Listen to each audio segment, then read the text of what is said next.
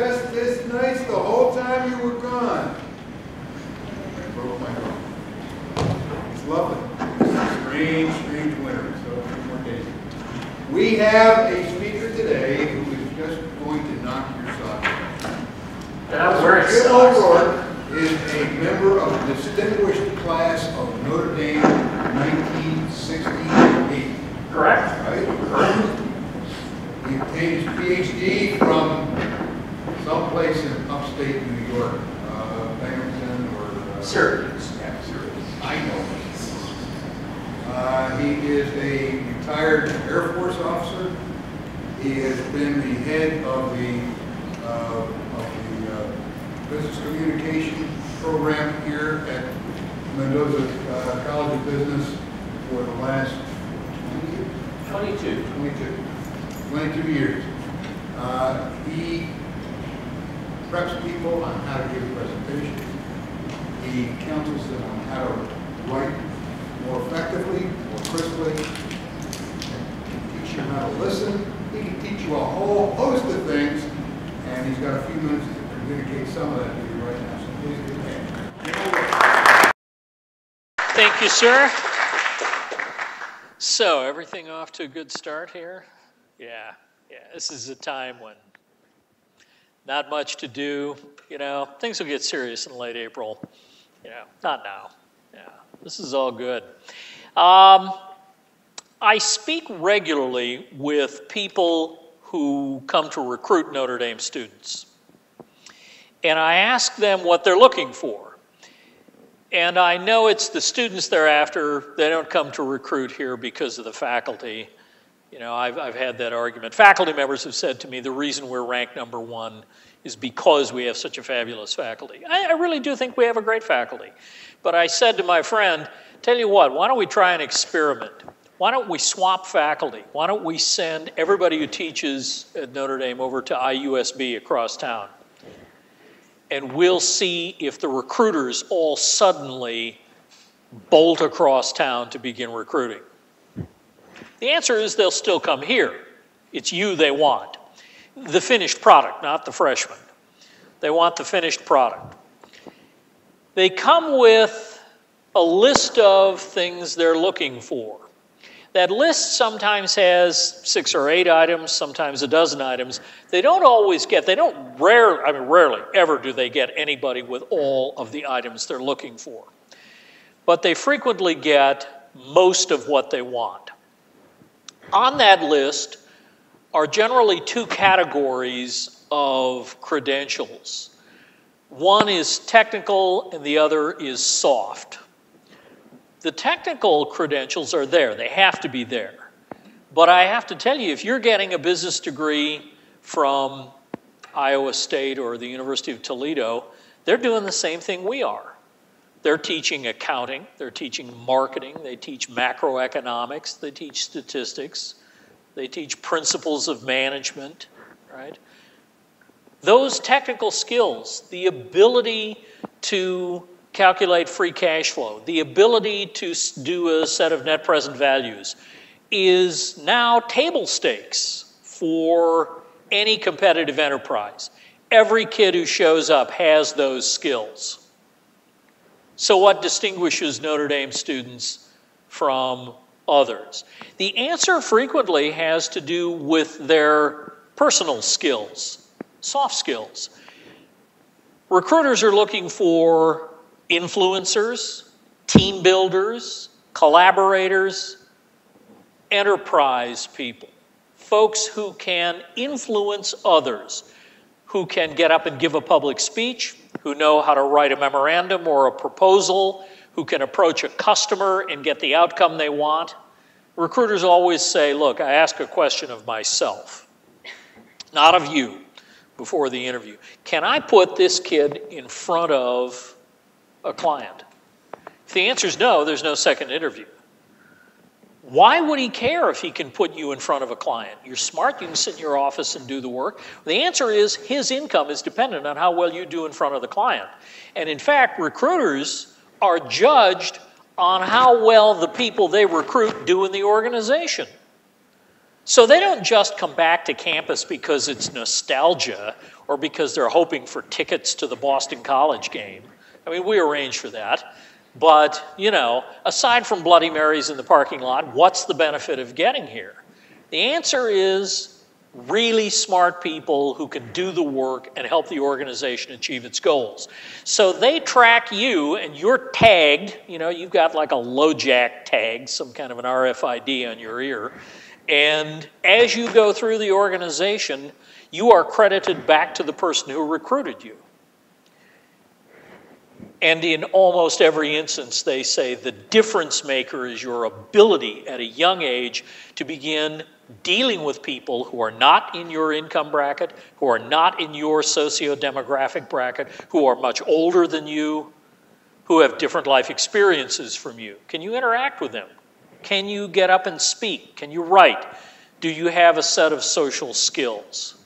Now is the moment to begin working on that. In point of fact, Notre Dame has made an investment in business communication that not a lot of other schools have made. I got a call literally last Friday from the Carlson School at the University of Minnesota. Good school. And they said, do you teach a business communication course? And I said, well, we teach quite a few of them. Which one would you like to hear about? And they said, well, we're thinking about having one. And I said, well, we have quite a few. Again, which of them would you like to hear about? And so I went through the list and I talked to them about the options available to our students and about how we assess them and about class size. Our classes in the writing courses are capped at 24, and in the courses that involve mostly speaking, capped at 18. And they were shocked. They said, well, don't you have a pretty good-sized school? And I said, well, there's 700 folks in the sophomore class. Yes, we have a pretty substantial group of folks. And by the way, we also pay attention to MBAs, Master of Nonprofit, and Master of Science and Accountancy students as well. But we're really focused on our undergrads. That's where the bulk of the core is. And they were surprised. They were frankly shocked. How do you get all of that done? The answer isn't all that difficult. You make a commitment and you deliver on the promise. And so let me introduce you to some of the Eugene D. Fanning Center's folks and some of the things that we do. This was founded in 1990. It was the Notre Dame Center for Business Communication. We renamed it in 1996 after Gene Fanning, a Chicago businessman and investor who owned part of the White Sox, part of the Bulls. Great guy, prince of a guy. He would invite my daughters and me to come to Comiskey and then eventually to Cellular One to watch the White Sox. As a lifelong Cub fan, I was afraid I'd be photographed there and somebody would, post that to Facebook or use it against me later in life. And I mean, going to Cellular One, have you ever been there? Nah, yeah, you're not missing much. It's like a trip to the mall. It just, it's not that much fun. It really isn't. It's a $12 hot dog and an $8 beer, and you're probably a mile and a half from home plate. Binoculars are not out of the question. Gene was a great guy, though, and he was convinced that we should have business communication in the curriculum here. He was convinced that it was a difference maker in his career and that it could make a difference in yours. And so we're focused on research, service, and teaching, and we do a number of things to help advance the careers of young folks just like yourself. This is us. I'm the one on the right. Liddy Tulija on the left has a PhD from the University of Pennsylvania and taught for 8 years at the Wharton School in the Management Communication program, had a 2-year fellowship to teach at the Chinese University of Hong Kong.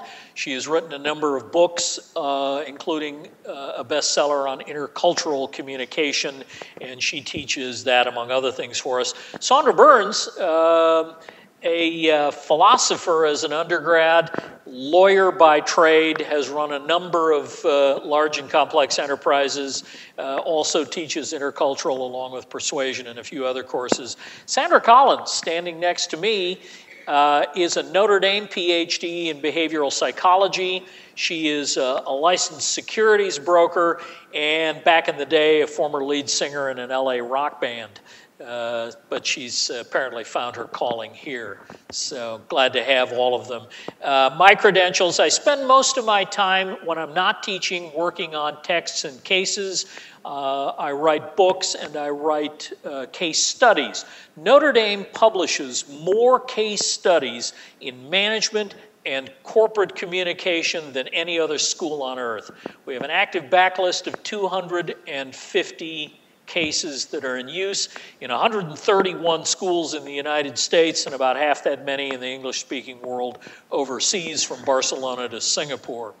By the way, tomorrow morning I'm going to get on an airplane and go to New York and pick up first, second, and third prize for case writing in the Arthur W. Page Society's case writing competition in corporate communication. 7 Notre Dame students wrote those cases. We swept all 3 places in the business schools category.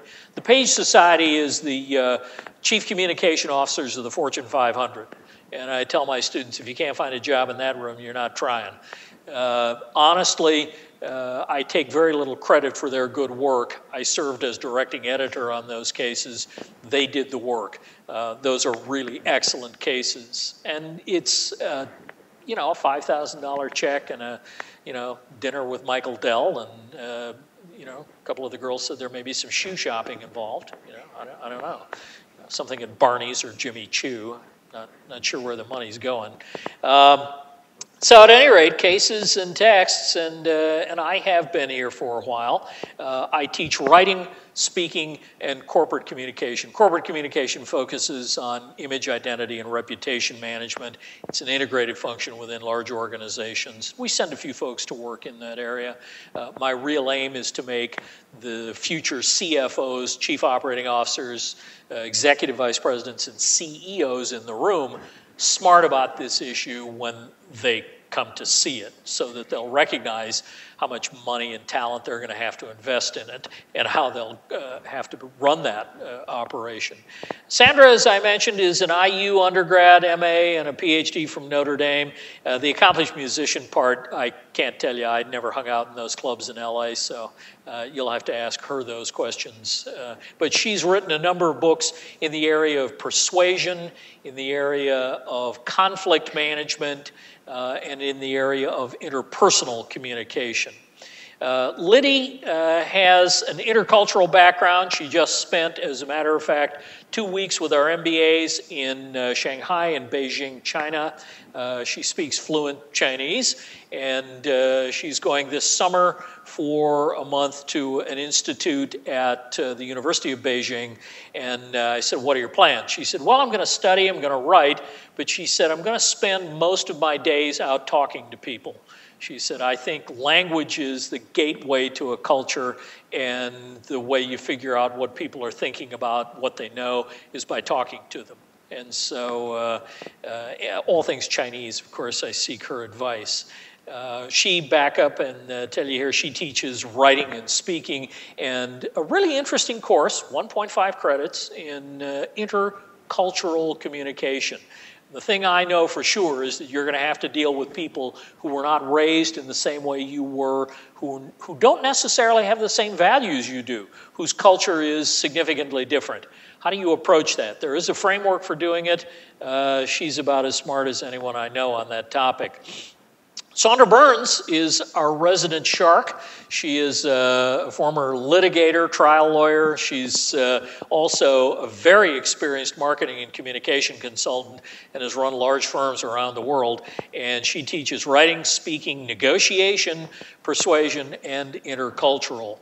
The undergraduate courses are these half dozen. They are 1.5 credits, so just over 6 weeks we get you in the classroom. We run from August to fall break and close it down. We start again running from fall break to Christmas. Then we go from January to spring break, and then spring break to commencement. So there are 4 opportunities in the course of a year to take a communication course, if you like. And we pair them together at the same time of day, same day of the week, same room in DeBartolo Hall. So you can get 3 credits if you want. We pair business writing with business speaking, for example. We pair conflict management with persuasion. We also have a course not listed here called Management Communication. It is required of management majors. You can be a management IT, management entrepreneurship, or management consulting major, and you would be required to take that single 1.5 credit course. It's a combination writing and speaking course, but again, required. For the other 3 traditional undergraduate majors, accounting, marketing, and finance, no requirement, but I would tell you, you're foolish if you pass these by. These are just too easy, too good, too much fun, and by the way, too valuable to let go. So there's an awful lot there that will not only look good on your transcript, it will serve you well over the long term. We have a comparable list of graduate courses. You'll see there as well we have negotiation and corporate communication rolled into that curriculum, along with a lecture series you're welcome to think about called 10 Years Hence. We run it every spring. We invite people in to talk about topics that will affect your lives a decade from now. I don't think there's a lot of point in talking about the future 100 years from now. You know, you're really talking about your kids or your grandkids, right? It's not going to affect you.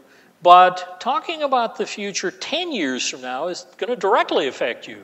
So the questions we ask are, what are the issues we need to pay attention to? How do we get ready? What are the intervention strategies that could change the course of something? Some things you can't change the course of. Demographics, right?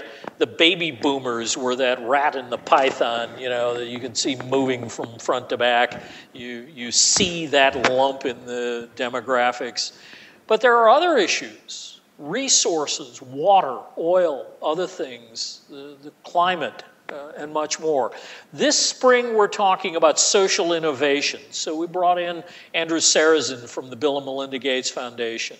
Aaron Krampitz is going to talk to us about Ashoka, which is an organization that supports social innovation and social entrepreneurship. We've had chairman of the Joint Chiefs of Staff, we've had congressmen, we've had really interesting people here. 1 credit, no exams, no papers, no speeches, no quizzes. Doesn't get any better than that. You know, all you have to do is be here, metabolize in your seat, appear to be interested, and ask a question occasionally. You're good. You're good. You get the 1 credit. So that lecture series, I think, might be of interest to you at some point. It serves as a free elective for your university requirements or as a Mendoza elective. We are the only college that gives credit for it. It attracts about 200 people a year. We write. This is, I know the guy who wrote this book, and he tells me this is really good stuff. This contains cases written by Notre Dame students. This is in 5th edition now. 36 original case studies, and as I said, 131 colleges and universities in this country use it. And I just think it is totally cool that every student at the University of Western Ontario, every student at the University of Virginia's Darden School, students at the Tuck School, begin the year with a case study that has the Notre Dame mark and the Notre Dame brand name at the top. I just think that is so totally cool. I know they're looking at it saying, who are these guys? Good, I like that. We publish their cases as a collection as well. This is the 2nd edition. We're about to come out with a 3rd edition of 36 new cases.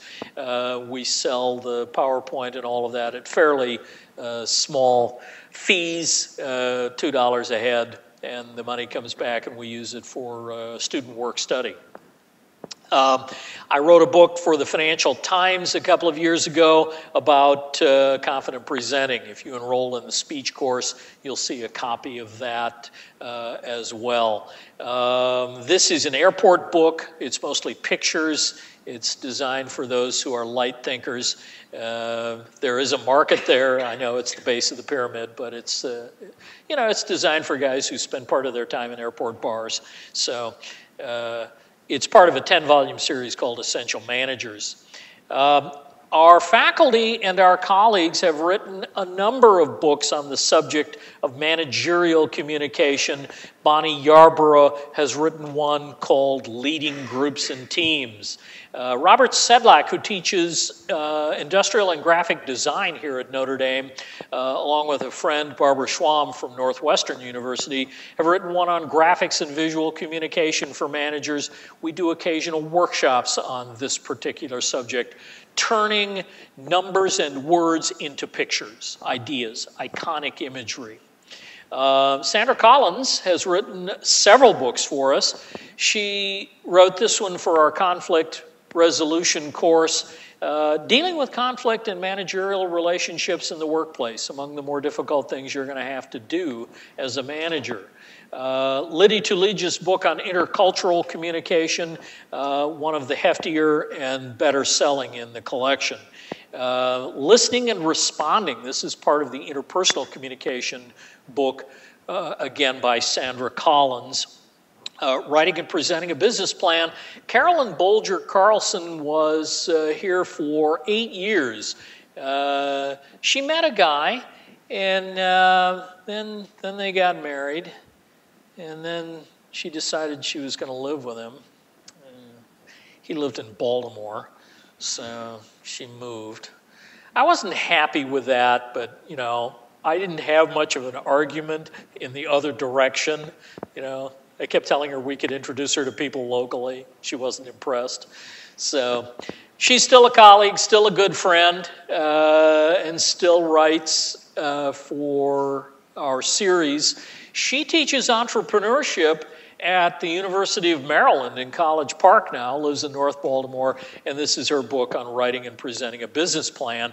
We use this book, by the way, in teaching entrepreneurship here at Notre Dame through the Gigot Center, and we encourage people to get involved in the business plan competition. There are two aspects to that. One is the McCloskey competition for regular business plans, and the other is a business plan competition for social ventures, those that have a kind of not-for-profit or social motive behind them. But again, this is your ticket to figuring out how to turn an idea into a plan and a plan into a business. And the final book in the series is on persuasion. This is a subject you're going to have to pay some attention to. How do you influence others? How do you get them to buy into an idea that you're sold on? Because what you think is a good idea and a good bit of evidence isn't necessarily what they will think is a good bit of evidence. It's a review of the findings in social psychology. I have something for you, and we can distribute these or we can wait for you to pick them up, your choice. I have a brochure that describes the Fanning Center for Business Communication, the courses we teach, and the things we do. One of the things I would encourage you to think about is making friends with members of the faculty. Now, I don't know that all of you will become business students at Mendoza. Many of you, I suspect, will. One of the mistakes I made, I'm a graduate of this school, one of the mistakes I made was not really getting to know the faculty on a one-on-one basis until I was a senior. And then I discovered there were some pretty cool guys here. Bill Sexton and Sal Bella, Ed Truback. I really admired those guys. And I hung around their offices and I learned from them. And I thought, I wish I had done this when I was a sophomore. So let me encourage you to knock on our doors, to come see Sandra Collins, Liddy Tuleja, Sandra Burns, or myself. We're hiring another person. I hope to have her on board by July of this year. It's not a done deal yet. We're still in the negotiating phase, but we're ramping up our game, increasing our capacity, and the reason we get up in the morning, the reason we exist is to serve you. So whether it's in the classroom as an instructor or to help you deal with communication issues, personal perhaps, professional, getting that resume right. We don't run a career and placement service. That's Lee Savetti, and you need to get to know him and his people. But we can certainly help you with the communication aspects of that. So let me ask, are there questions? Are there concerns? Anything I could take up at this point? Sir? Is there a business communication minor? At the moment, there is not. There is a discussion in the curriculum committee and eventually in the college council about whether a writing course should be required of all students, and if not, should a communication course of your choice be required of all students. A minor would require that you take at least 5 courses, perhaps more, depending on how the number of credits balance out.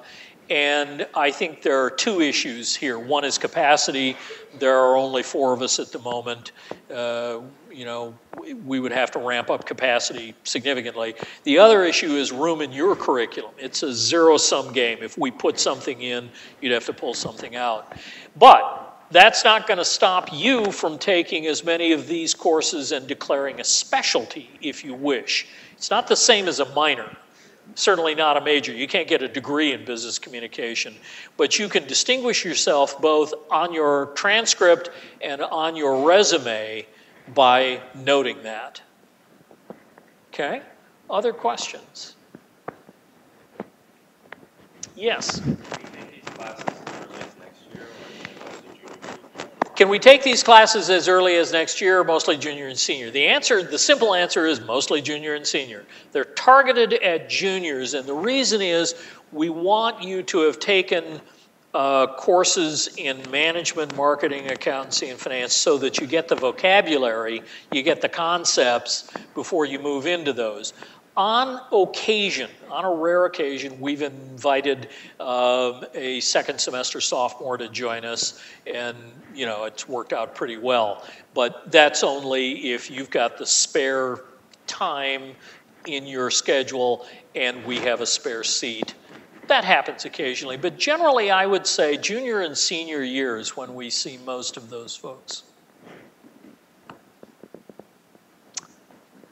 Other questions? Yes? Case studies that we work on, they mainly deal with contemporary art. They do. They're really current. The 3 cases that we just wrote, well, we publish about 12 a year. The 3 cases that won the arguments were, or the page prizes this year were Carnival Cruise Lines, a fire at sea that disabled the Carnival Splendor. We also have a case on the Costa Concordia now. The cruise business seems to be attracting a lot of attention. We have a case study on Groupon's IPO and whether the valuation of that IPO was done fairly or was, as many seem to think, a bit inflated. We have one actually on Taco Bell when they were sued for not actually having any beef in their, Sandra Burns, by the way, is a vegan, and she says, if it's really true and they take the beef content down to 0, I think they got something. It's a vegan joke, but those are all very contemporary. We've got cases on BP. We've got cases on the AT&T T-Mobile failed merger. We've got cases of all sorts. They're very contemporary issues. And we teach writing, by the way, by case method. We put a case in front of you. You look through the issues. You have to produce a memorandum, a strategy memo that looks at the business problem, critical issues, what gets fixed first, right? What you can successfully defer. We look at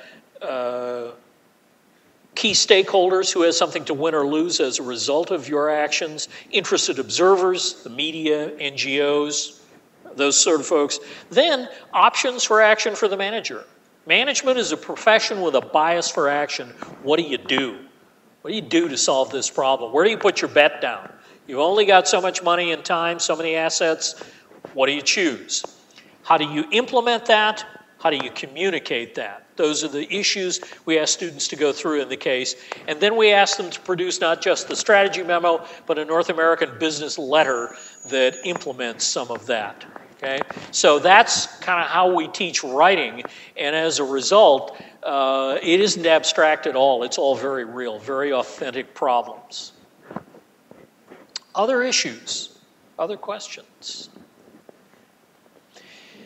Well, we are open to, oh, one more. Can you take the 10-year sense thing if you're not a business major? Yes, absolutely. Yeah, we get all kinds of folks in there. We get techies and propeller heads and dweebs and, you know, yeah, all kinds of folks in the room. Particularly if it's like a technical subject. You know, we had a speaker in here from Monsanto who really got peppered with questions about genetically modified organisms and all of that. I mean, it was quite a day.